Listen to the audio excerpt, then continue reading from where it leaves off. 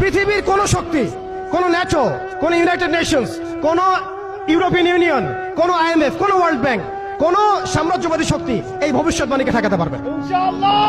আপনি ওদেরকে চেষ্টা করতে দেন। সারা পৃথিবীর সমস্ত মুসলমানকে যদি এখন তারা মেরে ফেলে, তবুও এই অকাট্য ভবিষ্যৎবাণী ইনশাআল্লাহ তাআলা তারা পাল্টাতে পারবে না। এটা আমাদের আশার জায়গা। এটাই হচ্ছে চূড়ান্ত বিজয়। এবং ঈসা আলাইহিস সালামের হাতে আগামী 40 বছর, লিখে রাখেন আপনারা, এরপরের 40 বছর ওই বাইতুল মুকাদ্দাস থেকেই সারা বিশ্বে ইসলামী খিলাফা কায়েম হবে ইনশাআল্লাহ। যে খিলাফা শব্দটা এখন রাজনৈতিক ভাবে আপনারা নিতে পারেন না, হজম করতে পারেন না। আমি জানি আপনারা জানেন না, অনেকেই এটা অজ্ঞতার কারণে হতে পারে, তারা হয়তো জানেন না, আমরা জানাতে এসেছি।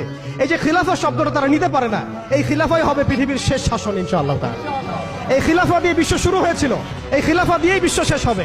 ঈসা আলাইহিস সালাম 40 বছর ওই জেরুজালেম থেকেই এই বিশ্বকে শাসন করবেন ইনশাআল্লাহ তাআলা।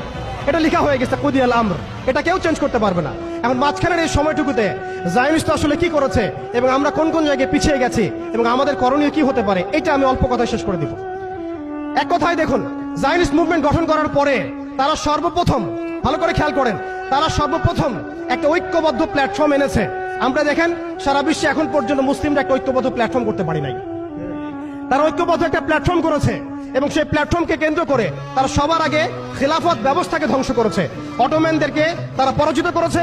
প্রথম বিশ্বযুদ্ধের সেই 1914 থেকে 18-এর মধ্যে তারা বাইতুল মুকাদ্দাসে প্রথম ঢুকেছে এবং তাদের সহযোগী ছিল পশ্চিমা বিশ্ব এবং ব্রিটেন। আজকে আমরা ইসরায়েলের এগেইনস্টে কথা বলি ঠিকই, কিন্তু পশ্চিমা বিশ্বের এগেইনস্টে আমরা কথা বলতে পারি না। আমরা ব্রিটেনের এগেইনস্টে কথা বলতে পারি না। আজকে আমরা ইসরায়েল বিরোধী কথা বলি ঠিকই, আমেরিকার এগেইনস্টে আমরা কথা বলতে পারি না। আজকে আমরা তাদের পণ্য বয়কট নিয়ে কথা বলি, এটাও দরকার আছে, কিন্তু তাদের আদর্শ দিয়ে আমাদের ব্যক্তি জীবন, পারিবারিক জীবন, সামাজিক জীবন, ইভেন রাজনৈতিক অর্থনৈতিক জীবন পর্যন্ত ঢেলে সাজানো হয়েছে, এগুলো আমরা ছাড়তে পারি না।